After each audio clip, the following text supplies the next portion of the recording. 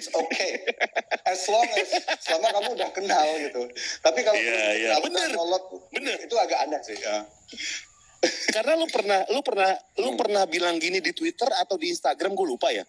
Karena kalau misalnya lu nggak terlalu di live connector nggak salah ya, klub gitu ya.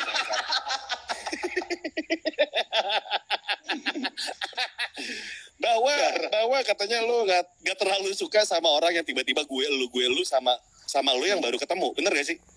Bener banget, ya. Kalau saya boleh jelaskan itu bukan pendapat saya sendiri gitu loh. Karena orang-orang lain juga banyak yang bercerita gitu kalau misalnya mereka tidak terbiasa pakai logo ya. Ketika ketemu orang, diajak langsung ngomong logo itu kayak agak kagok gitu loh, kayak kenapa saya harus dipaksa masuk ke dunia Anda langsung tanpa proses? Kenapa kita nggak ketemu di tengah-tengah dulu? Oh, kita kan orang Indonesia ya, pakai bahasa Indonesia.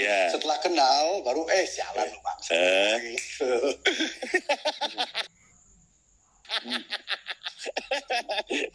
Iya sih. Jadi ya seru aja. Nah, Jering, ini ngomongin soal wah enak dia ada bir di sana, masih dijual Bring. Di sini susah. Ah, serius? Iya. Gue nyari bir yang bentuknya saset. Di sini susah banget. Mungkin di Bali ada kan? Coba yang galon coba. Jadi ada yang panas sama yang dingin. bir panas tuh gimana rasanya sih? Di Kimia Farma coba cari. Ada. Jadi ini ngomongin soal apa? Gofar, kameramu bagus banget loh, curang. Kameranya ini bagus banget. Bukan, ini adalah kamu jadi cantik gitu ya? Iya dong, ini kan kamera beauty. Aku pakai kamera beauty di sini. Nanti pakai filter yang bibir oranye gimana? Seru gak? Boleh. Enggak gini beli, gue soalnya pakai iPhone kan. Soalnya kalau misalnya pakai yang lain kan takutnya ini kehubung-hubung sama Bill Gates gitu. Beli. Tet baru satu ya. Tet. Algoritma baru satu, nggak boleh. Oh iya itu. Jadi kalau live kita tiba-tiba berhenti, kita salahkan siapa nih? KGB. I don't know. Saya pikir kalau misalnya gangguan kita terganggu malam ini, biar masyarakat yang menilai lah. Biar penonton yang menilai ini ada, ya itu paling bagus sih. Iya. Oke. Yang jelas sebelum kita ngomongin. Tapi ntar Gofar selama ini live sama orang berapa jumlah viewer terbanyaknya? Enggak sebanyak lu kemarin sama Dokter Tirta sih. Gue tuh paling 5.000. Lu tuh kemarin 130.000 lo men. 130.000 lo kemarin. Jadi kalau nggak salah 140.000 ya kalau nggak salah ya. Yes, around that number. Iya. Lalu kalau misalnya orang selevel siapa ya, Justin Bieber gitu kan bisa berjuta-juta itu yang view. Betul. Nah, mereka itu kan bisa lancar. Seharusnya kan koneksi Indonesia kan cukup kuat sebenarnya. Iya. Kayak siapa ya? Si Atta Halilintar lah bilang lah misalnya kalau dia live tuh kan gede banget gini ya viewersnya. Betul.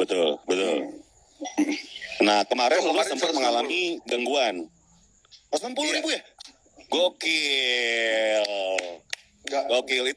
Itu kayaknya engagement terbesar deh selama live Instagram di masa pandemi ini. Oh, really? Saya nggak soalnya itu kemarin saya sama Dokter Tirta itu pertama kali dalam dunia per Instagraman itu pertama kalinya saya live sama orang gitu kayak gini. Yang ini yang ketiga kali. Oke. Dan yang kemarin sama Dokter Tirta itu lu mengalami gangguan kan?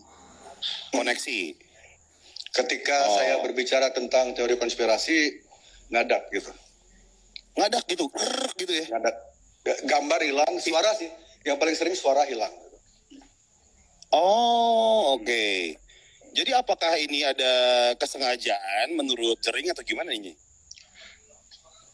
Itu dah saya nggak tahu karena kalau dari sinyal di Bali waktu itu di tempat kan waktu itu saya live dari toko Ramal Empire.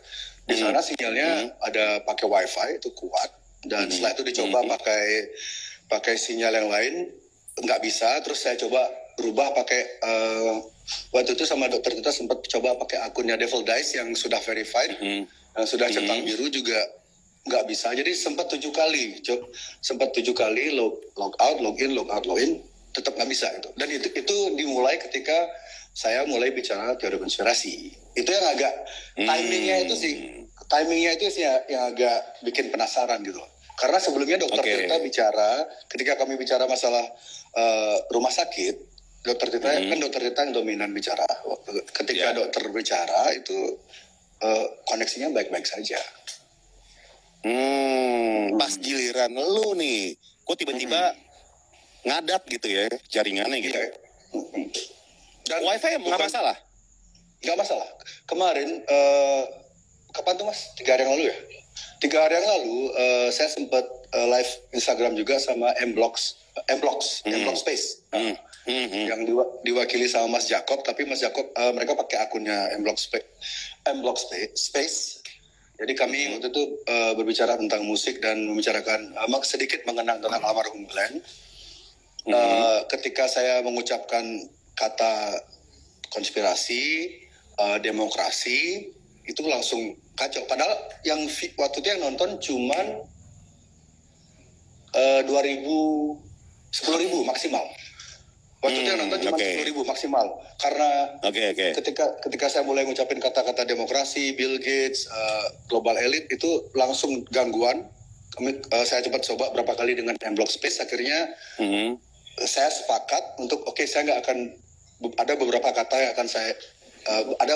yang akan tidak saya gunakan, dan akhirnya bisa lancar. Tapi waktu itu karena saking seringnya ngadat, akhirnya yang nonton cuma 2.000 orang. Tunggu deh, kalau toh emang ada teknologi yang secanggih itu ya, nih misalnya nih ya, Jering ya, ada teknologi kan, kalau misal di Instagram kan, di Twitter itu kan ada fitur mute word gitu kan. Jadi ada beberapa kata kalau kita mute, mereka nggak muncul dengan sendirinya gitu kan. Betul. Nah ketika ada teknologi yang bisa memute word ketika lagi live gini, lu yakin ada nggak sih teknologi itu? Kalau gini ya Far ya, zaman sekarang kita mikir teknologi ini kan teknologi yang kita kenal ini adalah teknologi yang diperkenalkan saja. Jadi ada banyak banget teknologi yang belum diperkenalkan ke masyarakat luas. Itu menjadi rahasia komputer, rahasia intelijen kayak gitu. Dan saya yakin itu ada karena contoh kasusnya Perang Dunia Kedua lah. Itu kan mesin-mesin senjata-senjata kimia kayak gitu itu sudah ada zaman dulu, tapi tidak dipublish. Jadi jika mesin pembaca algoritma yang seperti Gofar bilang tadi itu, apakah itu mungkin? Saya rasa very possible. Nah, waktu itu sempat mengalami yang namanya gangguan ketika live sama Dokter Tirta. Tapi sekali lagi wifi itu nggak masalah kan? Kemarin. Nggak masalah. Jadi kayak aman-aman aja. Listrik nggak mati, Bli? Listrik nggak mati? PLN lagi masalah tuh sekarang. Kalau mati berarti ada nyalain air tuh, ngejegrek. Ada yang nyetrika. Ada yang nyalain microwave. Ngejegrek. Oke. Bli, ini sebelum kita ngomongin yang lain, gue pengen nanya sebenarnya sih. Pengen nanya cara lu survive di Bali gitu kan. Band udah stop manggung gitu kan untuk sementara. Terus penjualan yang namanya restoran, Twice gitu kan, atau Twice bar gitu sama baju gitu kan, Rumble pasti menurun, gue pun menurun gitu. Pasti. Nah, ya yang lu lakukan nih untuk, kan lu harus bertahan hidup nih ya, untuk sehari-hari gitu. Apakah lu punya usaha lain atau memang ada tips and trick nih untuk bisa survive? Ini mungkin agak menarik karena setelah pandemi ini saya yang sebelumnya mungkin banyak yang mikir ekonomi oke lah, masih stabil segala macam kan. Terus saya kan baru nikah. Istri saya jarak usia kan agak jauh, 18 tahun, jadi muda. Mungkin Jadi ya Indonesia kan kita tahu orang langsung mikir oh ini jaringan ini seperti kayak istilah Jakartanya gadun lah kayak gitu ya. Kamu kan sering, Gofar kan sering dituduh gadun. Ya, Padahal mah enggak, cuma ramah aja sama orang-orang. orang-orang tertentu. Kita cuma memberi space dan ruang aja untuk orang-orang tertentu gitu. Oke, dituduh gadun. Iya kan, jadi persepsi gadun itu sekarang saya bisa bantah 100%, mungkin 1000%. Karena kenapa? Justru ketika saya tidak bisa manggung, pendapatan dari bar kosong, dari toko juga karena jam operasional sekarang sangat terbatas itu ya bisa dibilang minus lah karena sampai sekarang semua usaha-usaha yang saya punya itu saya sebisa mungkin bertahan tidak ada PHK. Jadi totally tidak ada PHK, semua staff masih digaji dan meskipun kalau misalnya contohnya Twice Bar kan total tutup tuh tapi staff masih digaji. Kalau toko-toko baju itu masih buka cuma sampai jam 7 malam itu juga masih digaji.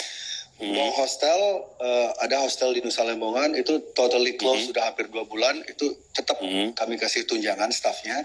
Jadi saya berusaha sebisa mungkin untuk tidak ada PHK. Kalau untuk saya pribadi ini kan untuk bisnis kan udah pakai kas semua itu. Udah pakai kas perusahaan. Kalau saya pribadi survive sekarang dari istri. Dari istri? Oh, oke. Jadi from Gadun becoming from sugar daddy. Ini jadi sugar baby. Joking. Jadi sugar baby. Iya, I'm not joking. Aku nggak bercanda. Serius ini. Serius loh. 100% legit 100% legit. Jadi sekarang istri saya jadi gini loh, istri saya tuh sekarang lagi rezekinya lagi banyak banget. Jadi dia tuh tiap hari ada aja yang dia kan ikut selebgram gitu sih. Iya. Ya, meskipun dia saya bikin jamu juga kalau nggak salah ya. Iya dia ada bisnis jamu gadis. Tapi dia mostly her money pendapatan istri saya tuh kebanyakan dari endorsement kan. Dan belakangan ini rezekinya dia tuh sejak pandemi ini, jadi itulah semesta tuh kayak bekerja secara aneh kadang-kadang. Ketika saya tidak ada pemasukan, istri yang banjir pemasukan gitu. So ya sekarang saya jadi peliharaan apa namanya? Simpenan. Kalau simpenan kan nggak legal. Ini kan legal. Oh iya. Jadi apa ya? Jadi bapak rumah tangga nggak? Bapak rumah tangga juga, dua-duanya juga di rumah kan? Iya. Kami di rumah juga ya gitu. Jadi setiap hari itu ya kerjaan istri. Jadi istri saya kan totally work from home.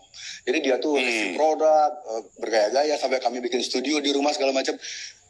Ya, dan saya paling bantu di rumah tuh kalau barang endorsementnya dia datang saya ngambilin kayak gitu dah. Oke. Wow, ini ya kerjasama yang baik gitu ya. Bagus. Oh very, it's too good, almost too good to be true. Jadi dia istri saya bilang, istri saya sering kali bilang kayak gini kayak, dia kan panggil saya papa gitu. Papa nggak usah kerja dah seumur hidup mama yang tanggung papa nggak apa-apa deh gitu.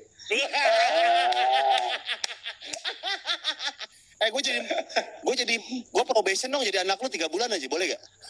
Umur berapa? Umur 37. Masih bisa lah jadi anak kalian lah. Probation 3 bulan aja dulu coba. Probation. Kita pakai sistem ini ya, adoption from home ya. Iya, bener. Jadi gue tetap di rumah gue, tapi gue kasih duit aja sama kalian. Pakai cryptocurrency. Iya, Bitcoin. Nah, ya, berarti jadi itu survive-nya. Berarti anggap balasan lo di Instagram bahwa gue nggak perlu kerja, istri gue udah kaya, itu bener berarti ya? Amin ya. Gue kira tuh bercanda tuh nggak lo? Iya, saya tahu orang pasti mikir itu bercanda, but life is weird. Kadang-kadang hidup itu aneh dan situasi pandemi ini kan situasi nggak sopan. Kalau ganja sopan sih. Itu ganja nggak? Bukan ganja. Halo BNN. Halo BNN. Halo KGB, BKKBN. BKKBN. Jadi gini pandemi ini Far ya. Pandemi Iya. pandemi ini kan kayak apa ya, bisa bilang kayak fase spesial, extreme situation gitu kan. Kita mungkin generasi kita akan mengalami ini cuma sekali 100 tahun maybe, you know. So ya, Benar. anything apapun tuh bisa terjadi di situasi kayak gini, yang dulunya anak band yang bisa menafkahi istri, dengan bangga, dengan gaya segala macam mentereng. Sekarang jadi tugas beli galon, terus ngambil paketan. Wah, beli nih ya. Tapi kalau boleh saran, kan istri kan lagi bikin konten-konten gitu kan. Coba sesekali collab sama istri mungkin membahas make up. Jadi jering kayak misalnya, guys, aku pakai ini loh guys, gitu. Ini buat alisku, buat mukaku jadi glowing gitu. Kayaknya seru deh kalau kolaborasi, ya gak sih? Oke. Pengumuman buat semua. Iya. Saya sudah nggak sama Body Shop lagi. Oh, udah enggak. Jadi Danila bisa lebih lega. Lu di endorse Danila nggak, curang banget gitu kan. Lucky bastard. Tapi kita pernah ngomong ini kan. Lu ketemu sama Nora juga ketika di Body Shop kan? Iya, untuk pertama kali ketemu secara physically di Body Shop juga. Beli, ini kita belum ngomongin Beli ya. Lu ketemunya gimana sih pas lagi milih produk? Tiba-tiba tangan terus nempel. Kamu namanya siapa? Kok kita sama sih di Body Shop gitu gak sih? Atau gimana? Itu nggak pertama kali ketemuan tuh udah janjian. Jadi lagi pertama tuh, kamu ya, udah.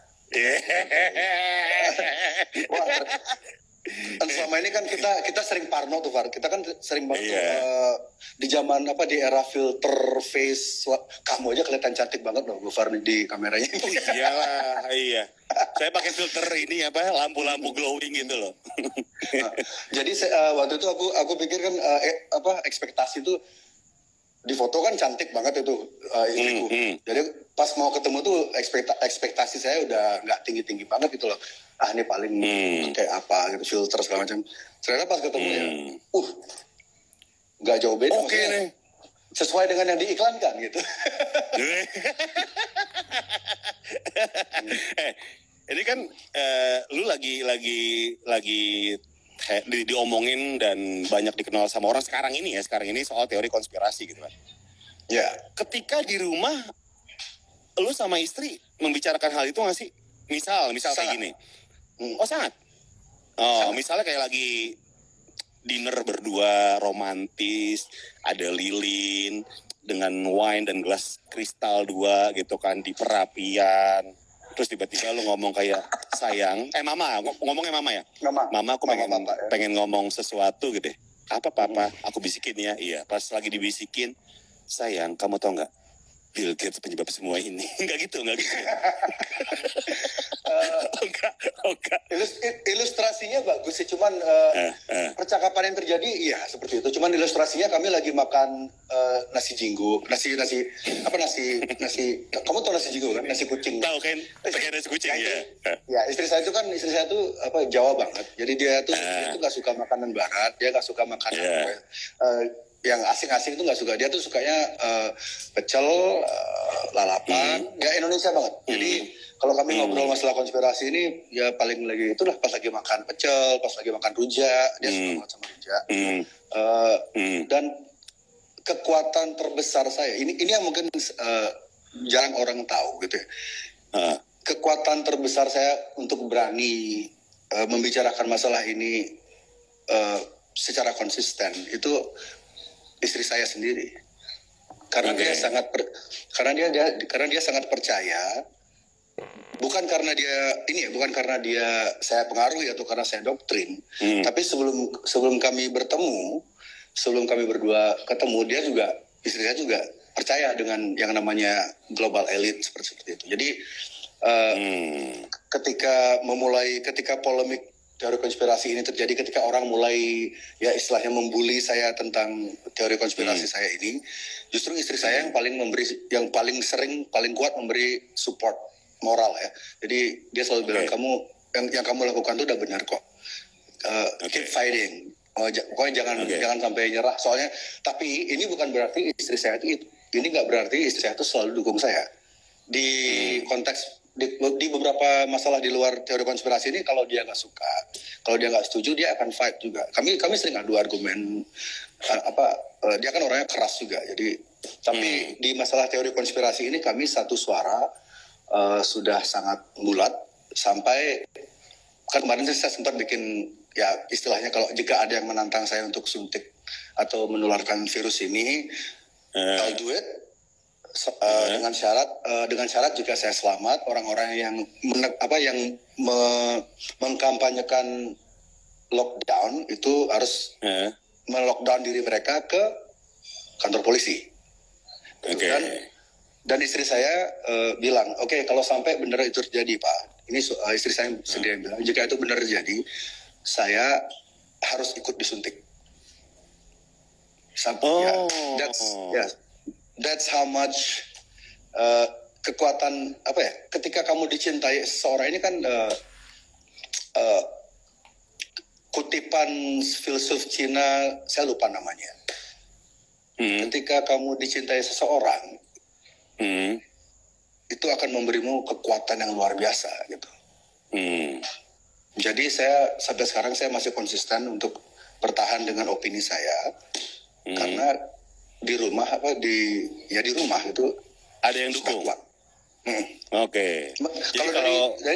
Kalau dari teman-teman band, teman musisi itu bahkan bisa dibilang nyaris nggak ada sebenarnya.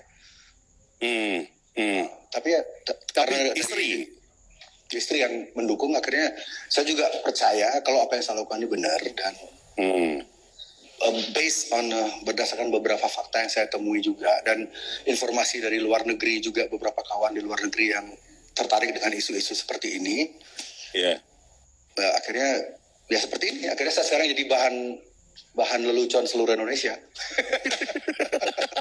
Dan gak sekali, lu kan sering kayak gitu kan? Betul. Sering, iya. Sering banget. Berarti, tapi ada satu tweetnya Nora yang bilang bahwa dia nggak setuju ketika lu ngomong kalau misalnya lu mau ngebungkam, ada orang yang pengen ngebungkam lu, itu harus dibunuh, lu harus bunuh gue. Nora nggak setuju kan? Iya. Sempat nggak setuju karena ya namanya perempuan, dia tuh nggak suka dengan kata-kata bunuh itu, karena insting perempuan ketika melihat kata bunuh itu kan kayak is a bit too extreme. Jadi dihapus sama dia, Nora yang hapus, karena istri saya punya akses ke Instagram saya. Oh, tahu passwordnya? Bukan tahu passwordnya, dia yang bikin passwordnya. Oh, nggak bisa dia aneh-aneh dong orang-orang ya? Nggak pengen.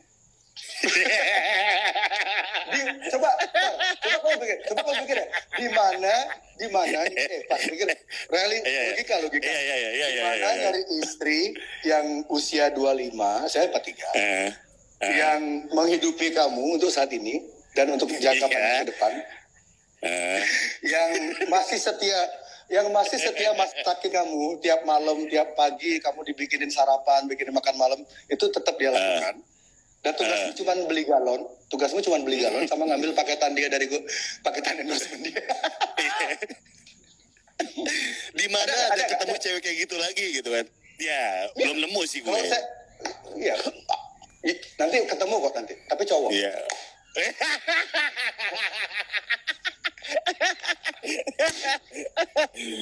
Berarti udah nggak mau bangor-bangor dong ya sekarang ya? Udah satu aja lah ya, beli ya? Udah nggak ada. Kan udah menikah juga. Ya, saya sebenarnya jadi tiap hari itu ngerasa sangat beruntung. Oke. Soal statement yang tadi Jering bilang kalau misalnya lu disuntik gitu kan, Nora juga pengen disuntik juga gitu kan. Itu maksudnya karena euforia, cinta-cintaan, atau memang udah fully support sih, Bli? Sikap kayak gitu? Satu. Karena berdasarkan semua data yang saya dapatkan, yang saya kumpulkan, hasil riset saya setiap hari berjam-jam nyari informasi dari seluruh dunia, saya sangat-sangat percaya, sangat yakin jika virus ini tidak seberbahaya yang diberitakan oleh media-media mainstream di Indonesia. Jadi saya sangat yakin saya akan selamat meskipun disuntik. Jika benar yang disuntik itu virus ini ya, COVID ini ya. Oke. Nah, ini kan ya lo sama Tirta udah ngomongin soal ini kan, bahwa kalian sepakat bahwa virus ini memang ada. Ada. Yang jadi concern lo adalah kenapa dibikin bahaya gitu kan, seakan-akan ini bahaya banget. Ya, yang concern terbesar saya itu adalah saya tidak bisa melihat orang ditakut-takuti sedemikian rupa sehingga orang-orang itu jadi pengangguran, jadi depresi, ada yang sampai bunuh diri, ada yang nggak sakit jadi sakit. Rumah sakit yang seharusnya bisa menangani pasien secara baik-baik akhirnya menjadi penuh karena banyak orang panik. Itu yang saya nggak bisa. Apa ya? Kalau dibilang apakah kehidupan kamu terganggu dengan adanya virus ini? Kalau saya pribadi, saya nyaman. Saya masih hidup saya masih nyaman gitu loh. I have a good life. Saya cuman nggak akan pengaruhi saya secara personal. Saya masih bisa bahagia gitu. Tapi saya nggak bisa lihat teman-teman saya yang di PHK, mereka kerja puluhan tahun, mereka kerja belasan tahun di hotel-hotel besar, di PHK begitu saja tanpa alasan, tidak diberi pesangon, dan nggak cuma 10 orang, itu terjadi banyak banget di Bali. Di Bali sudah ada banyak kasus bunuh diri, orang udah buntu kan, nggak bisa survive, nggak bisa, dia nggak punya teman hidup, tidak ada diajak berbagi, akhirnya gantung diri, itu sudah lebih dari 2 orang. I mean like gini loh Far, dulu ya sebagai kita kan berdua dari komunitas yang hampir sama ya, komunitas yang cukup dekat dengan, bisa dibilang cukup dekat dengan situasi real, kehidupan real orang-orang gitu. Jadi kita berdua tidak hidup dalam gelembung kenyamanan yang beberapa kelas B ke atas miliki gitu. Jadi ketika ada bencana alam, contohnya dulu 2004 di Aceh segala macam, dan bencana-bencana alam yang lainnya kan banyak lagi, itu saya sangat selalu mencoba berbuat sesuatu, trying to do something untuk membantu korban. Ketika bom Bali juga berusaha sebisa mungkin bikin konser amal sebanyak mungkin, bikin kegiatan apapun itu yang untuk kemanusiaan, jadi relawan di rumah sakit ketika bom Bali. Kenapa? Karena bencana alam itu kan sudah bisa dibilang itu tidak ada agenda bisnisnya. Jadi ya the only solusi untuk masalah-masalah bencana alam itu adalah memang donasi, bikin konser amal segala macam. Yang COVID ini yang menjadi spesial karena saya yakin banget ini skema ini is pure business gitu. Ini murni bisnis. Jadi saya nggak mau ngikut alur mereka. Gitu. Yang diharapkan sekarang kan yang diharapkan sekarang oleh publik, oleh pejabat gitu, oleh otoritas adalah rakyat saling bantu membantu. Itu kan yang selalu ditekankan. Yang mampu membantu yang kurang mampu segala macam. Yang pertanyaan terbesarnya kan sampai kapan Indonesia ini bisa terus saling membantu? Karena kan yang kelas A, kelas B ini nggak akan selamanya bisa berdonasi, ya kan?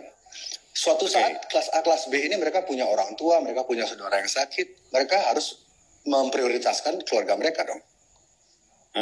Ya, jadi inilah gimana caranya motong agar kita tuh tidak dimasukkan gelembung, tidak dimasukkan skema mereka ini, di mana kita diajak bersama-sama untuk saling bantu-membantu hingga kita semua kompak menjadi miskin.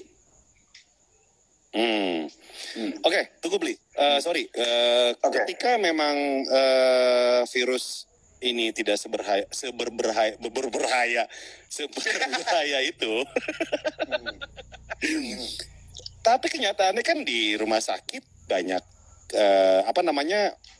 yang bilang kesaksian dari para pekerja medis yang sudah bersusah payah untuk menyembuhkan pasien atau kewalahan menerima pasien, bahkan banyak mereka yang menjadi korban gitu kan. Iya. Lu masih beranggapan itu belum berbahaya atau gimana, Bli? Berbahaya. Yang tidak pernah dibicarakan oleh media mainstream adalah kenapa banyak orang bisa tiba-tiba merasa sakit. Kenapa tiba-tiba banyak orang berbondong-bondong ke rumah sakit, kan itu yang jarang diungkap. Dan satu lagi yang jarang diungkap oleh media massa adalah psikosomatik. Psikosomatik itu adalah ketika kamu, ini teknik yang dilakukan oleh Nazi Jerman dulu. Nazi Jerman itu, ya, jadi mereka melakukan metode seperti ini. Sebuah kebohongan ketika kamu ulangi terus-menerus, berkali-kali, setiap hari, konsisten, maka jadi sebuah kebenaran baru. Maka ia akan membentuk persepsi. Jadi gini loh, ketika Anda bisa mengendalikan informasi, which is media massa ya, ketika Anda bisa mengendalikan informasi, mengendalikan sirkulasi informasi, Anda bisa mendesain sebuah persepsi. Ketika Anda bisa mendesain sebuah persepsi, Anda bisa menciptakan sebuah realita. Oke. So, skema COVID ini persis seperti itu. Jadi, orang-orang dibikin panik, orang-orang yang tidak merasa sakit, kan tidak semua orang mentalnya kuat. Setuju nggak? Pada akhirnya imunnya turun gitu ya? Exactly. Coba deh, kalian search Dr. Bruce Lipton. Dr. Bruce Lipton, dia seorang ahli imun.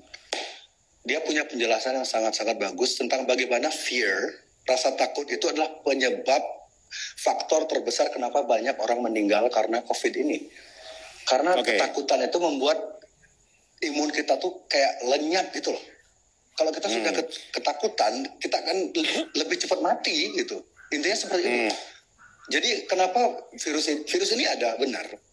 Yang membuat virus ini berbahaya bukan virusnya, menurut saya. Bukan virusnya. Tapi modifikasinya. Virus ini sudah dimodifikasi dengan apa? Dengan fake news. Dengan berita-berita palsu. Saya nggak akan nyebut channel beritanya, karena terakhir kali saya sebut channel-channel berita yang sering langsung nge-lag. Iya, langsung nge-lag. Parah sih. Jadi saya ingin ini menjadi lebih lama percakapan kita. Jadi dan orang tuh sangat sering menyepelekan stres. Padahal sebenarnya stres ini penyebab kematian yang paling sering disepelekan. Karena stres itu bisa kayak jantung, lambung gitu kan, segala macam. Everything comes from, kan gini,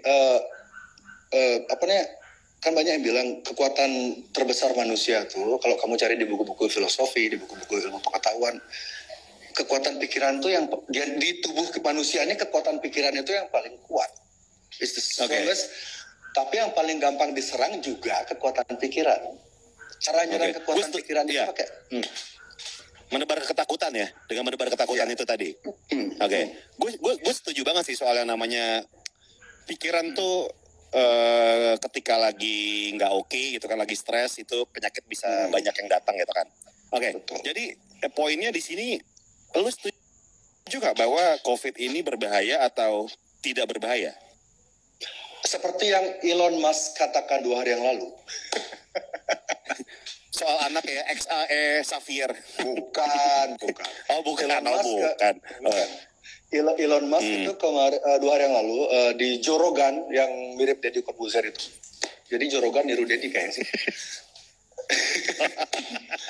Enggak, ini serius. Joe Rogan bilang di itu wawancara podcast mereka sekitar 2 jam lebih lah, seperti biasa, panjang kan.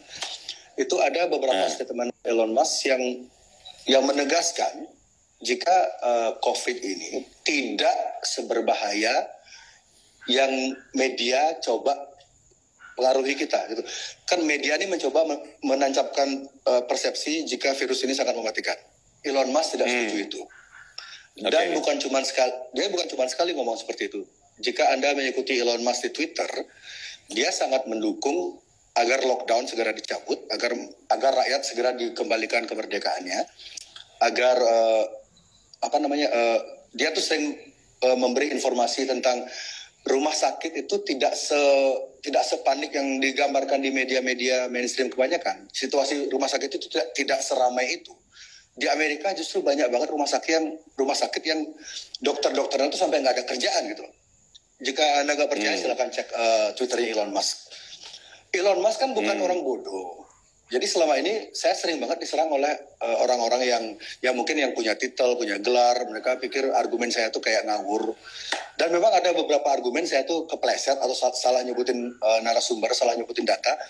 But go check Elon Musk Twitter. Like try to coba argue sama dia. Coba bully Elon Musk. Saya nge-tweet ngajak orang untuk ayolah kita kembali normal, virus ini tidak seberbahaya yang diberitakan. Akun saya tuh baru bikin Twitter nih, Far, baru 2 hari langsung lenyap. Elon Musk ngomong hal yang sama di Twitternya dia. Give people their freedom back. Gak ada yang nyapin akun Twitternya, anjing.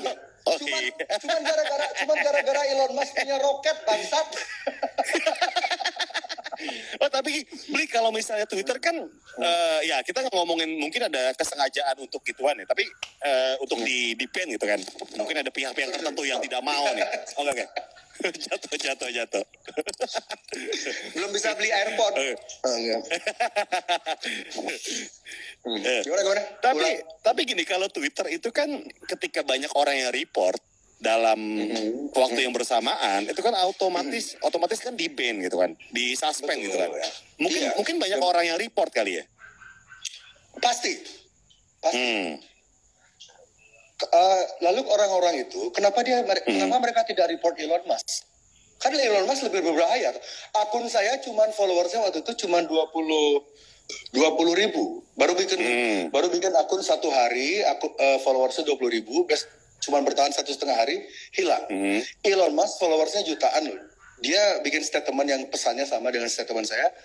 Kok nggak ada yang nge-report sih? Karena dia nggak tatoan. Karena dia mualaf. Enggak. Bukan beli. Satu-satunya alasan adalah karena Elon Musk itu tidak pernah ngomong gini. DM emailmu sat gitu. Nggak pernah. Dia nggak bisa bahasa Indonesia.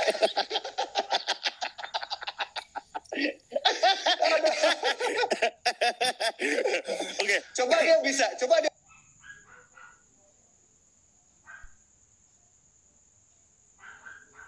bisa pasti dia udah ngomong. Oh iya. Send your email. Iya.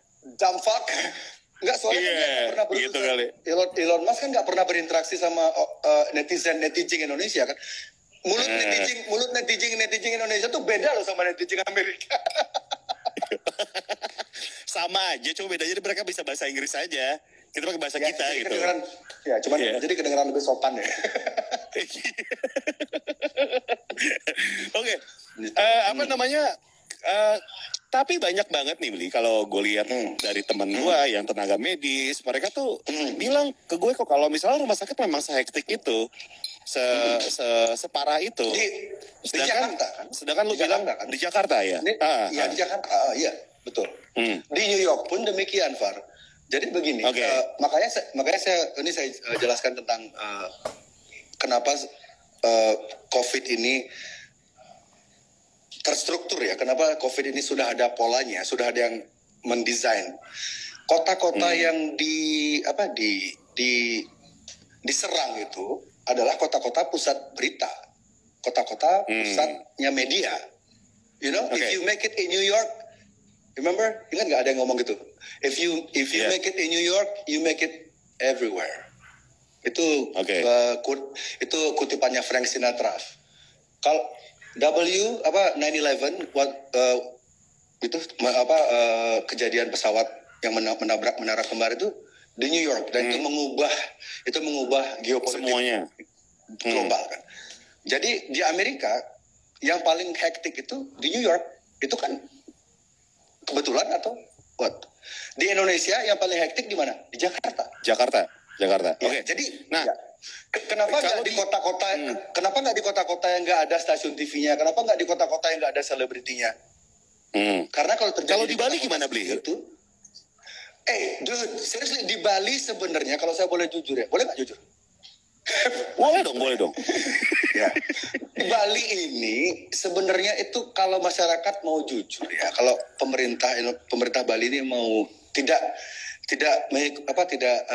mengikuti instruksi dari pusat, Bali ini it's okay. Sejauh ini korban yang meninggal itu 4 orang, 2 imported case. Imported case ini mereka sudah lanjut usia dan mereka sudah punya penyakit bawaan. Dan so far nggak ada penambahan korban, nggak. Padahal sebenarnya secara demografi Bali ini kan sebenarnya paling rentan, Far, karena dikunjungi oleh banyak turis asing, banyak melting pot lah. Sebenarnya kan di sini jika benar virus ini sudah menyebar ke seluruh dunia, seharusnya, dan jika benar virus ini seberbahaya yang diproyeksikan oleh media-media, seharusnya sekarang sudah ribuan orang meninggal di Bali seharusnya ya, jika benar seberbahaya itu. Di Bali rumah sakit kebanyakan kosong, santai. Maksudnya, lu udah pernah ngecek gitu? Udah pernah ngecek ke rumah sakit? Iya, kan teman-teman banyak kerja di sana. Oke. Iya sih, tinggal nanya ya. Iya, jadi mereka ya malah justru setelah pandemi ini nggak ada kerjaan mereka, makanya mereka kayak main TikTok segala macam, dan ya saya juga ya hampir nggak setiap hari sih, tapi sering banget keluar jalan-jalan naik sepeda gitu. It's like orang-orang nggak ya cuman gara-gara pemerintah pusat yang ngasih instruksi ke Pemda Bali untuk kita harus gawat, kita harus ketakutan, kita harus bla bla bla. Ya akhirnya semua orang jadi ikut-ikutan ketakutan gitu. Padahal sebenarnya enggak. Itulah kayak saya pakai komparasi tadi ya. Bali melting pot, orang dari Cina, banyak orang dari Eropa, banyak orang dari Amerika juga ada. Seharusnya jika benar ini semenular itu, seeksponensial itu cara penularannya, sudah ribuan korban di Bali. Buktinya sekarang cuma 4, dan itu pun 2 imported case, dan mereka sudah tua, sudah umur di atas 60-an. Dan di Bali, ya Far ya. Dan di Bali setiap tahun itu selalu ada warga negara asing yang meninggal, selalu. Jadi kok kita tiba-tiba sekarang mikir, ada bule meninggal di Bali, itu COVID. Ya elah, tahun lalu juga ada 14-an bule meninggal naik motor, ada 3 bule meninggal sakit jantung. Itu biasa, itu like people die, orang meninggal. Nah, berarti lu nggak setuju nih kalau misalnya pantai ditutup, villa-villa ditutup, lu nggak setuju nih kalau di Bali? Ini sekarang ya, server di ini, saya kan udah bicara sama beberapa server, mereka sekarang sudah mungkin kalau disulut itu mereka akan demo. Nah, berarti kenapa? Gini ya. Oke. Gimana, Bli? Kenapa? Karena pemerintah nggak adil. Orang yang olahraga bersepeda diperbolehkan, orang yang jogging diperbolehkan, orang main futsal, orang main bulu tangkis boleh, olahraga yang lain itu boleh. Gym masih buka. Server dikasih. Mereka mau surfing di kolam renang, gimana dong solusinya? Kan kemarin tuh ada beberapa video yang sempat viral, ada turis gitu kan, bule lagi party-party di villa, terus pada akhirnya diserang sama netizen karena kok lagi lockdown, atau bukan lockdown ya, karena lagi self quarantine kok masih sempat bikin party gitu ya. Menurut lo gimana? Saya tidak bisa menyalahkan warga negara turis-turis itu 100%. Karena begini,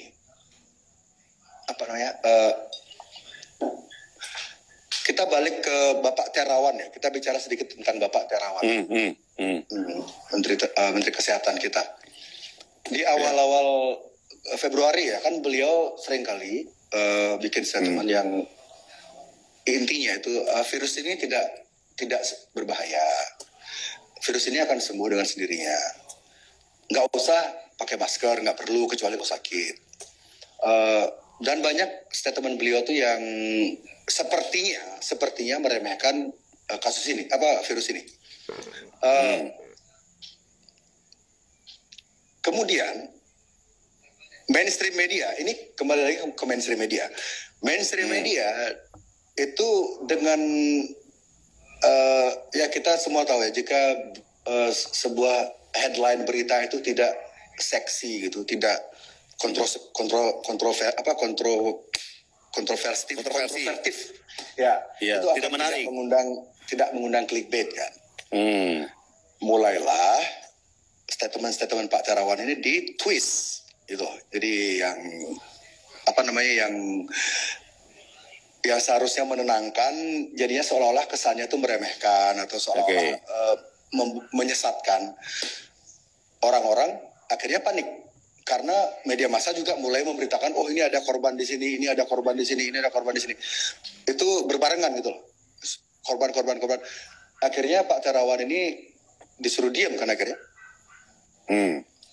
Padahal sebenarnya menurut saya Pak Terawan itu orang militer kan, beliau orang militer.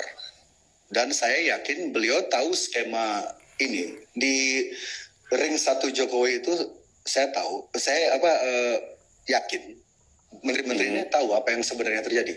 Makanya sampai kemarin Menteri Pariwisata Wisnu Tama kan sempat bilang juga Juni-Juli akan kembali normal. Menteri selevel menteri bicara bikin statement seperti itu kan tidak mungkin sembarangan. Itu pasti sudah ada pertimbangan panjang sebelumnya, sudah ada percakapan yang panjang lah gitu. Jadi kasus bule itu, yang bule-bule party itu saya nggak bisa nyalain mereka 100% karena bisa jadi virus ini bukan bisa jadi seperti yang saya percaya 100%. Virus ini tidak seberbahaya yang diberitakan oleh mainstream media karena pemilik mainstream media ini, pemilik mainstream media, kekuatan di belakang mainstream media ini adalah orang-orang yang punya kepentingan di big pharma, di bisnis farmasi.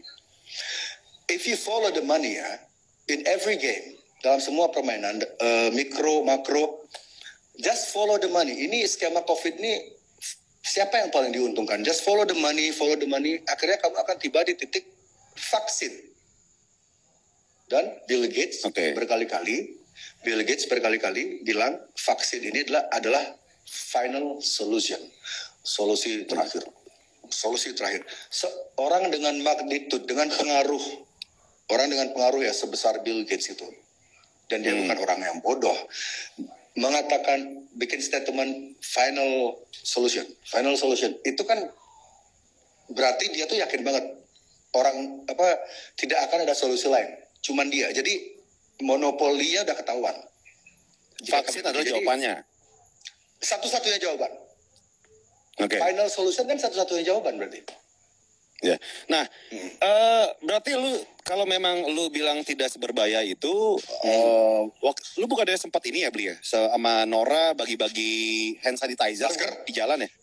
Iya. Masker sempat ya. Dan hand sanitizer. Itu karena saya membantu. Iya. Tapi kalau misalnya nggak seberbahaya itu kan kayak nggak perlu hand sanitizer dan masker. Iya, cuman kan kalau ketika saya membagi, ya, jadi pertimbangannya waktu itu teman ngajak, bro bantuin bagi-bagi ini dong. Kalau saya nggak pakai masker, bagi-bagi itu orang akan kabur. Karena ngeliat muka lo atau gimana? Keduanya.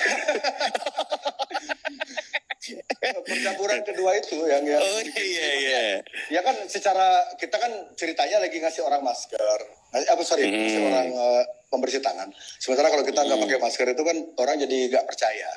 Dan itu pun murni saya lakukan karena bantu teman aja. Jadi dia punya dia ingin berdonasi itu, ya udah saya bantu. Nothing. Kalau di Bali lu kemana-mana nggak pakai masker gitu? Naik sepeda atau jalan gitu? Apa turtleneck? Pakai turtleneck? Di sini. Gue kira pakai turtleneck. Di sini kan terus kalau ngelihat petugas itu naikin dikit.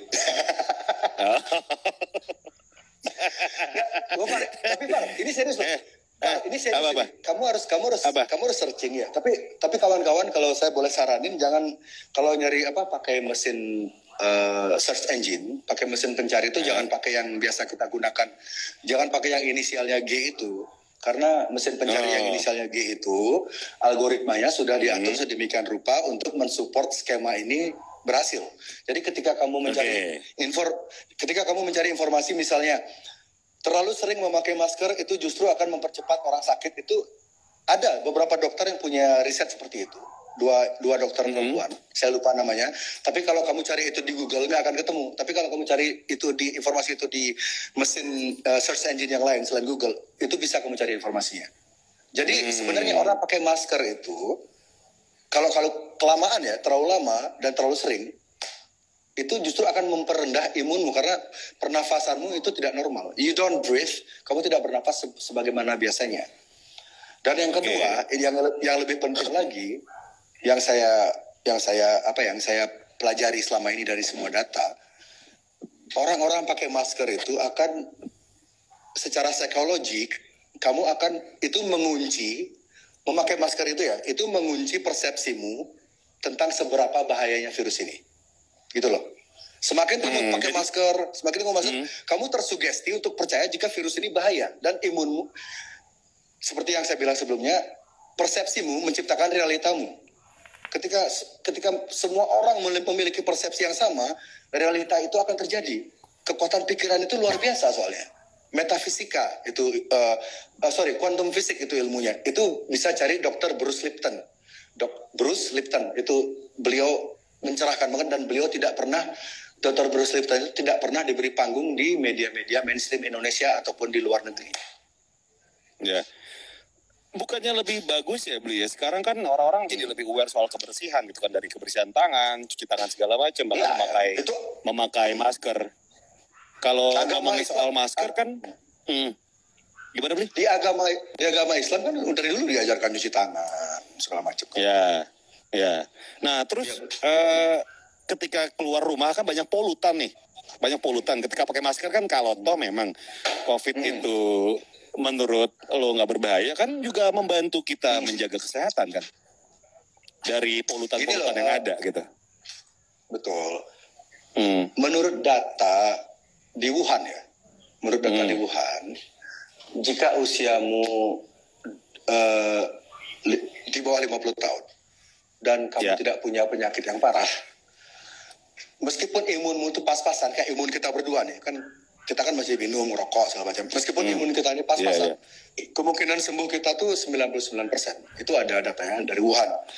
Data yang sama juga disampaikan oleh 2 dokter di California, yang video di YouTube-nya itu sudah memiliki 5 juta viewers, lalu dihapus oleh YouTube dengan alasan mengganggu community bla bla bla bullshit itu. 2 dokter itu persis sama. Angka fatality-nya COVID ini 0,03, bahkan lebih rendah dari 1%, 0,03%. So, basically kamu nyebrang jalan beli bakso di depan gang, di depan rumahmu, di warung depan rumah, beli bakso. Udah pasti di jalan yang sepi. Bukan, di jalan yang sepi gitu ya. Kamu nyebrang beli bakso, nggak ngeliat kiri kanan, kemungkinan mati itu lebih tinggi daripada kena COVID. Percentage ya, kita bicara percentage. Ya. Oke. Jadi berarti ketika lu nggak setuju bahwa virus itu tidak seberbahaya itu, peraturan pemerintah soal self quarantine dan PSBB ini seharusnya dihilangkan gitu. I think so ya. Kembali normal. Ya, ini solusi dari saya kan, dari tadi kan orang pasti mikirnya ini jadi ngebaca. Oh, lu baca doang nggak ada solusi nih. Ya. Solusi ini juga sudah disampaikan oleh siapa namanya? Solusi ini juga sudah disampaikan oleh Dr. Tirta. Orang yang sudah positif COVID, yang terjangkit COVID dan orang yang usia sudah lanjut, yang sudah di positif COVID.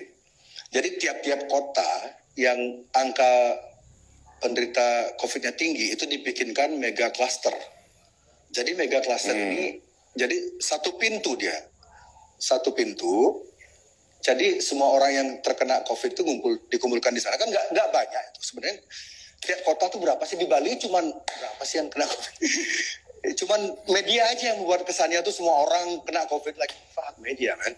Jadi tiap kota yang memang ada gini penderita COVID-nya itu dipikirkan mega cluster agar satu untuk menyelamatkan, satu untuk memutus penularan kan karena tidak menyebar.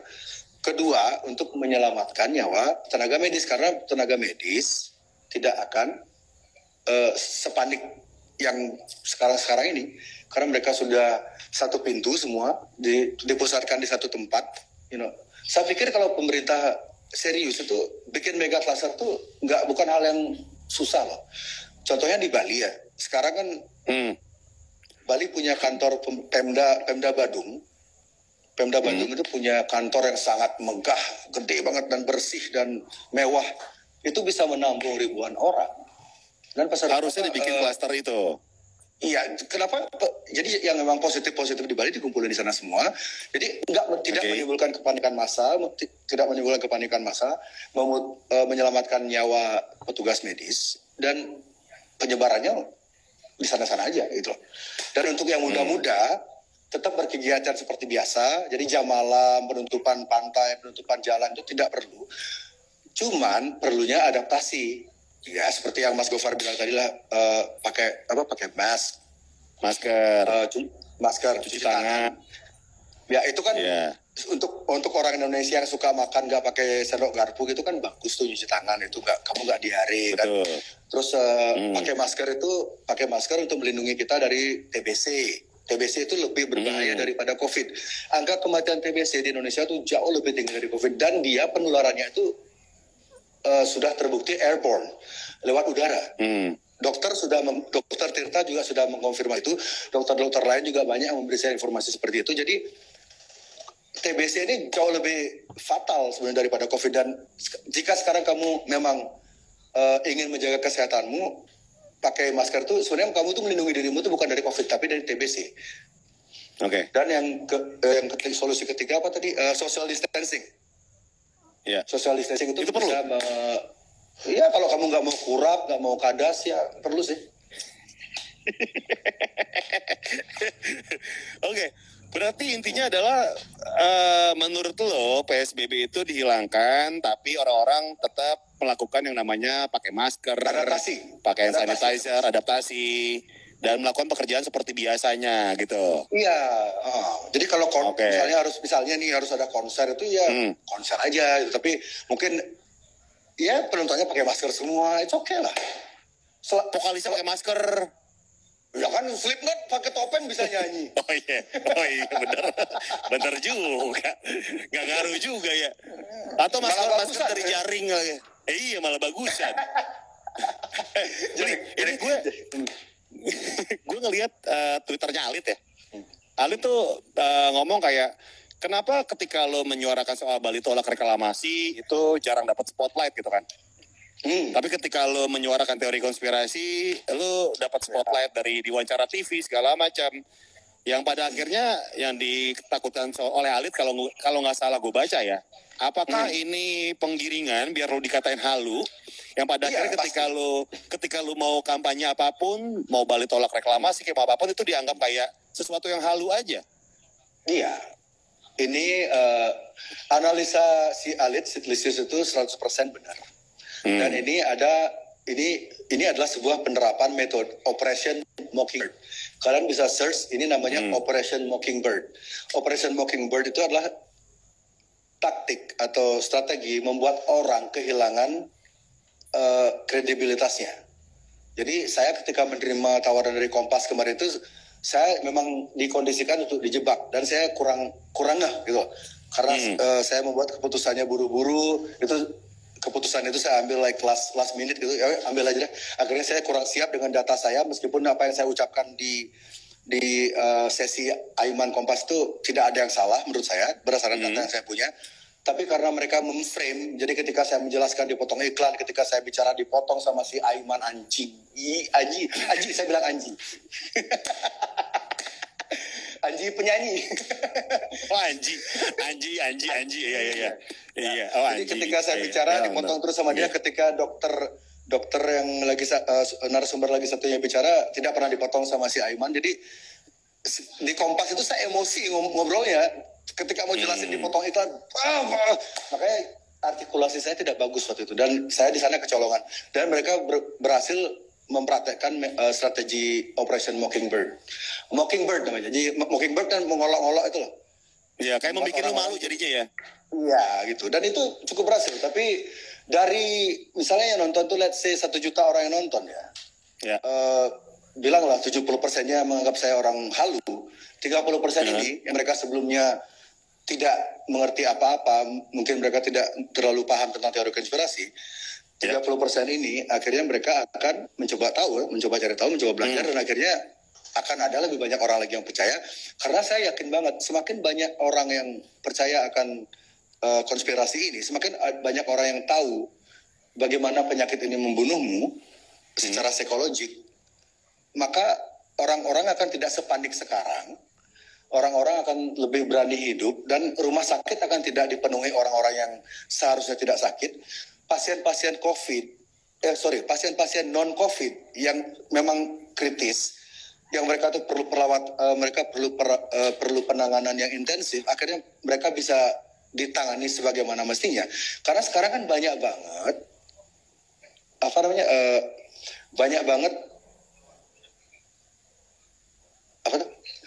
sekarang kan banyak banget pasien non COVID yang mereka tuh karena penanganannya, karena tenaga rumah sakit penuh, karena banyak orang yang seharusnya tidak sakit merasa sakit karena tiap hari diserang berita negatif ini. Pasien-pasien yang kronis non COVID akhirnya tidak tertangani secara semestinya, dan akhirnya mereka gagal, meninggal. Oke. Ya. Dan ini kemarin juga saya dengar ada yang curhat itu, almarhum Mas Didi Kempot. Jadi beliau itu sudah lama tidak enak badan, sudah lama nggak fit lah. Tapi karena bombardir mainstream media yang sangat mengerikan dan kondisi rumah sakit yang digambarkan begitu panik segala macam, akhirnya beliau tidak mau ke rumah sakit gitu. Beliau memilih untuk tidak mengobati penyakitnya. Jadi kalau kita sama lu gitu? Enggak, ada teman yang curhat ke saya, orang yang cukup kenal dengan beliau gitu. Dan akhirnya jadi kalau kita pikir baik-baik sekarang kan, jika misalnya mainstream media ini tidak sebegitunya menakut-nakuti rakyat, kan besar kemungkinan orang-orang akan lebih santai, tetap cuci tangan, tetap pakai masker, tapi orang-orang nggak ketakutan gitu loh. Soalnya gini loh, ya seperti balik ke metodenya Dr. Bruce Lipton tadi, ketika orang-orang ketakutan itu adalah orang-orang yang paling gampang sakit, orang-orang yang paling gampang dikelabui, orang-orang yang paling gampang dikontrol, itu adalah orang-orang yang ketakutan. Dan itu teknik ini, metode ini sudah digunakan sejak zaman Nazi, sejak sebelum zaman Nazi juga sudah digunakan oleh elit global ini. Oke, ini mungkin kita mungkin yang paling bijak sekarang ini, ya paling beres adalah dengan berdoa ya kepada teman-teman yang mungkin punya kerabat atau yang tutup usia segala macam. Semoga terutama Pak D ya yang kita kenal juga gitu kan. Semoga mendapatkan tempat yang lebih baik gitu kan. Oke. Nah, berikutnya adalah soal pernyataan lo yang sepertinya terburu-buru mendapatkan mengiyakan interview dari Kompas. Berarti lo menyesal dong udah mau ikutan gitu? Enggak juga sih. Enggak juga. Karena itu seperti yang saya bilang tadi, dari misalnya 1 juta orang yang nonton, ada 30 atau 20%-nya yang nangkep maksud, meskipun statement saya kurang tertata waktu itu, tapi buktinya di Bali, di beberapa grup Facebook itu sudah mulai ada beberapa statement yang kayak mengiyakan statement saya gitu. Meskipun tidak banyak, tapi sudah ada beberapa. Jika saya tidak mengambil tawaran Kompas itu, mungkin orang-orang itu akan tetap merasa ketakutan. Jadi meskipun lu bilang bahwa media mainstream itu adalah wah ini nggak bener nih, matikan TV. Tapi ketika lu mengambil interview itu adalah semata-mata untuk kayak biar ada spotlight, biar lu menyuarakan pendapat lo gitu ya. Betul. Karena saya lihat sekarang di Indonesia hampir 99%, bisa bilang hampir 100% media mainstream, TV terutama, berita buruknya tuh jauh lebih dominan daripada berita kesembuhan. Padahal menurut banyak dokter, menurut banyak tenaga medis, orang yang sembuh ini banyak banget gitu loh. Jadi kalau dibilang penyakit ini sangat mematikan, itu salah, karena yang sembuh juga banyak sekali. Oke, jadi itu yang nggak diberitakan sama media menurut lo? Seperti ada kesengajaan, seperti ada sebuah karena itu juga dilakukan di media-media di negara-negara modern, negara maju juga mereka juga media-media mainstream sana juga melakukan metode yang sama. Dan seperti kita tahu media di dunia ini kan media-media yang berpengaruh ya. Saya nggak akan bilang namanya nanti lagi. Itu dikuasai oleh dikontrol oleh enam perusahaan. Ya itu yang komen-komen itu ada benar tuh tebaan itu. Jadi mereka ini punya ratusan anak-anak media untuk menciptakan ilusi jika kita itu punya pilihan. Padahal sebenarnya pilihan kita itu tidak ada karena narasi besar yang dari pusat itu ya adalah sebarkanlah ketakutan agar orang-orang makin banyak takut, makin banyak sakit. Angka korban COVID tinggi, akhirnya negara-negara lockdown, akhirnya negara-negara menerima wajib vaksin, mandatory vaksin. Ketika kita sudah tiba di titik itu, kita menyerah, semua orang menjadi dari ekonomi A, B, semua menjadi D, karena donasi, akhirnya semua miskin bareng gitu, barengan miskin. Akhirnya kita, gimana caranya biar kita bisa balik ke, datanglah malaikat Bill Gates dengan solusinya. Final solution. Kan dia, ini saya nggak ngarang loh. Di banyak interview dia bilang gitu, satu-satunya cara agar dunia ini normal kembali adalah dengan vaksin. Berulang-ulang kali. Dan dia bukan dokter. Tapi kan di belakang Bill Gates kan mereka punya ilmuwan yang meriset itu semua, punya dokter. Dokter Fauci. Jika kawan-kawan ingin benar-benar tahu siapa Fauci sebenarnya, go to apa tadi websitenya Mas? Plandemic Movie apa? Go to www.plandemicmovie.com atau .org. Itu membongkar topeng Fauci yang sebenarnya. Jadi dan itu kalau kamu cari di Google ya, ini nggak sebut tuh, disensor. Ya, jika Anda cari informasi. Sepertinya mengalami kendala, Jering. Kenapa? Jering mengalami kendala. Oke, nah mulai normal lagi. Ya, masih kendala. Kendala apa? Kak, gede. Ya, udah mulai ngeblur. Serius? What the fuck? See?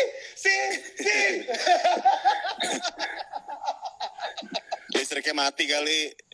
Enggak, hidup. Oh, bener. Hidup. Paketnya habis. Anjing, ini pakai wifi.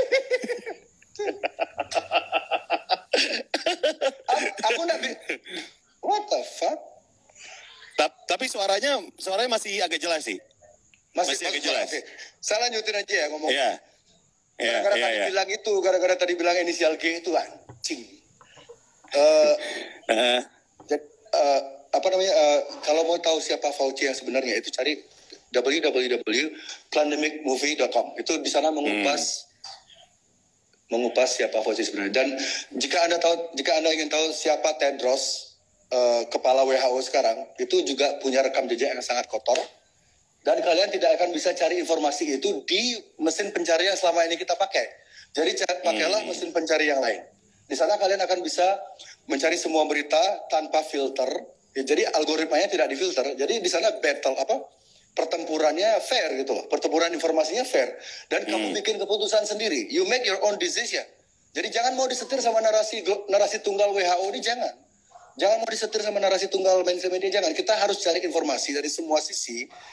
Because kita semua tahu media ini dikuasai oleh kekuatan yang itu-itu aja, dan kekuatan yang itu-itu aja mereka punya investasi besar-besaran di farmasi. Kalau kamu mengikuti pola skema COVID ini kan solusi satu-satunya itu adalah vaksin, farmasi. Iya. Jadi mainstream media tentu saja bos-bos mainstream media yang berpengaruh mendukung vaksin. Oke. Beli, lu pernah dites COVID gak sih? Belum. Oke. Kemarin gue sempat dites COVID kan. Soalnya waktu ada mau endoskopi, memasukkan sesuatu dalam mulut gitu kan. Selang gitu kan, harus ada yang namanya tes COVID dan scan toraks segala macam, dan ya alhamdulillah sih negatif ya. Nggak ada tanda-tanda Pakai soal swab. COVID. Swab ya. Enggak, ini di scan torak, CT scan torak sama darah segala Oke. macam. Oke. Ya. Nah, di situ kan berarti lu belum pernah tes COVID dan karena emang lu nggak percaya itu gitu. Saya percaya COVID itu ada, cuman saya belum dites. Ya. Oke. Nah, terus Bli, ini ngomongin soal yang namanya konspirasi gitu kan. Masih ngomongin soal konspirasi. Bukannya lu sempat bilang ya bahwa ada beberapa konspirasi yang lumayan diserang sama netizen ini soal climate change. Betul. Perubahan iklim. Katanya lu bilang itulah konspirasi. Gini, ini perlu saya perjelas di sini ya. Ini kesempatan saya meluruskan. Kita semua itu kan percakapan itu terjadi di Twitter ketika itu. Ya. Ketika itu saya sedang berdebat tentang masalah COVID gitu. Lalu melebar ke perihal PBB. Dan saya dari beberapa informasi dari beberapa buku yang saya baca, ternyata PBB ini climate change adalah salah satu agenda yang didukung oleh PBB. Saya tidak mengatakan perubahan iklim itu bohong, enggak. Yang saya maksud di tweet saya itu adalah solusi-solusi yang ditawarkan oleh PBB terkait climate change ini banyak yang tidak real ya, banyak yang palsu itu, solusi-solusi palsu. Contohnya solusi yang sebenarnya, contohnya kalau kamu cari dokumenter terbaru rilisan Michael Moore, judulnya Planet of the Humans yang baru rilis 5 hari lalu, di sana menjelaskan bagaimana solar panel yang selama ini kita anggap sangat ramah lingkungan, ramah energi, itu ternyata efek daya hancurnya itu lebih besar daripada kita menggunakan tenaga sumber energi gas atau fosil. Iya, seperti itu. Dan itu salah satu solusi. Jadi ketika saya bilang di tweet itu, karena jumlah karakter nulis di tweet itu kan nggak usah panjang itu, ya terbatas. Jadi saya nyingkat itu, climate change yang digaungkan oleh PBB ini hoax, karena saya nggak bilang climate change-nya yang hoax, yang digaungkan oleh PBB. Jadi solusi-solusi yang mereka berikan itu nggak masuk akal, karena itu lebih ke bisnis, karena banyak industri, banyak korporat besar bermain di sana. Itu namanya greenwashing segala macam itu ya. Dan hostel, setelah saya nonton dokumenter itu, saya kan punya hostel di Nusa Lembongan yang selama ini pakai solar panel. Setelah nonton dokumenter itu, saya ngobrol ke partner-partner saya, ya setelah ini mungkin kita akan jadikan dia rumah bordil aja deh. Ikut dong. Jadi investor. Jadi investor. Investor apa karyawan? Jadi selektor yang nyeleksi gitu ya. Oke. Karena gue kaget juga sih ketika lu ngomong itu. Bukannya lu lumayan menjadi aktivis soal alam gitu kan? Iya betul. Jadi ini baru kebuka itu cakrawala karena skema COVID ini akhirnya saya ngulik skema COVID ini, akhirnya saya ketemu dengan apa yang namanya Agenda 21. Agenda 21 itu agendanya PBB yang akan terwujud secara utuh tahun 2030. Jadi poin dari Agenda 21 ini adalah sentralisasi energi. Semua itu akan tersentralize, dikuasai oleh kelompok-kelompok yang itu saja, dan itu tidak banyak orang yang tahu, dan diperkuat lagi oleh dokumenternya Michael Moore. Michael Moore kan dia punya credibility yang ya cukup bagus lah ya sebagai ya bisa dibilang Michael Moore tuh mungkin sedikit kayak Dandi Laksononya Amerika lah gitu lah. Mungkin ya. Jadi diperkuat oleh dokumenternya Michael Moore, akhirnya saya berkeyakinan jika memang PBB ini memang dibentuk bukan untuk kemakmuran seluruh anggotanya, tapi untuk melanggengkan monopoli kekuasaan elit yang membentuk PBB itu sendiri. Nah, ketika lu bilang bahwa dari beberapa konspirasi ini soal COVID, soal climate change itu memang ada kelompok di belakangnya. Apakah soal yang namanya anti COVID itu bilangnya apa ya, anti COVID ya? Apa sih? Kayak orang semacam lo yang tidak percaya COVID tidak terlalu berbahaya. Apakah memang ada kelompok juga nih yang saling bertukar informasi untuk saling bertukar informasi pergerakannya? Iya, untuk si COVID ini. Apakah ada kelompok yang berkaitan antar negara? Untuk melawan, maksudnya? Iya, untuk melawan. Ya, untuk melawan si COVID ini, seperti yang kampanye-kampanye lakukan. Seperti yang kampanye saya lakukan. Itu di beberapa negara biasanya, kadang-kadang kita terjebak ya, sama framing media. Gitu. Iya. Ketika, kalau misalnya contohnya di Amerika, gitu.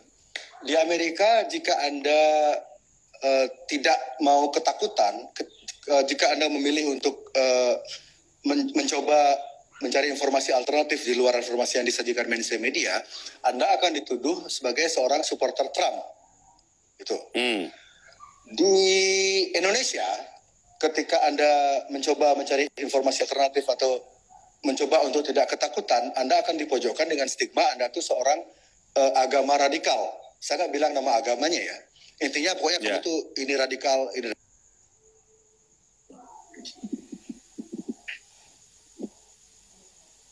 Ya, sepertinya mati di sini. Bli, nggak kedengeran suara lu, Bli. Oke, ini